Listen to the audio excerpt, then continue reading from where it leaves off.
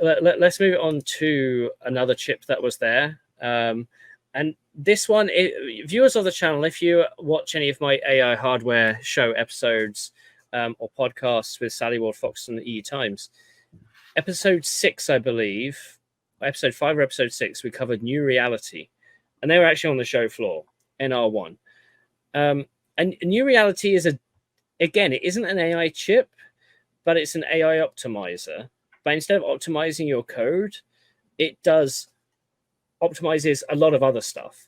So if you're doing video-based AI, it will have all the encoders and decoders that you need on the chip. It will help with database memory management and help accelerate I/O. What confused me when I did that recording is that they offered it as a PCIe card. Let's bring the PCIe card. It was episode 6. And you think that's an accelerator, right? You put that in next to a CPU and it does its job. No, that's the CPU. NeuReality's chip is a CPU. It has some RISC-V cores in it, but it's a bunch of accelerators. And you essentially put it across a PCIe bus to your accelerator. And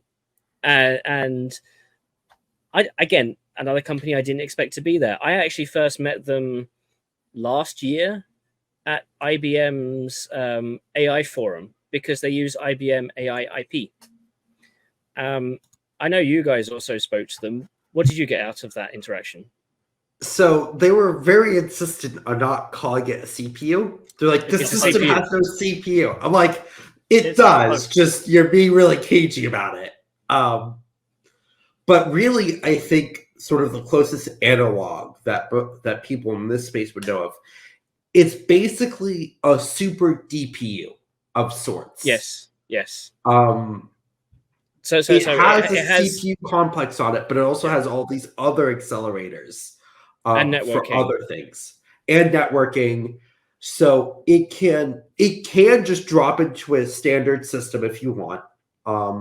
But they're more marketing it as you put this in front of your AI chip, and this basically acts as your SoC to then control that AI chip for all intents and purposes.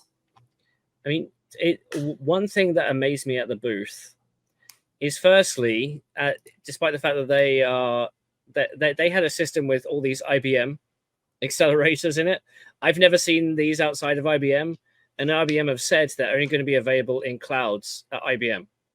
So to actually see them on the show floor was interesting. But they also had a system, and let's see if I can bring up here, with these bad boys. I was going to say, this is a 75-watt accelerator. It does 400 TOPS of int 8. Were transformers a thing back early 21? Not early really. Research. We'd seen GPT-2 was out. GPT-3 was coming.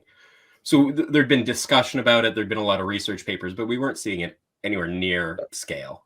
But most of the chips that came out when this was announced were CNN focused for convolutional networks for video processing.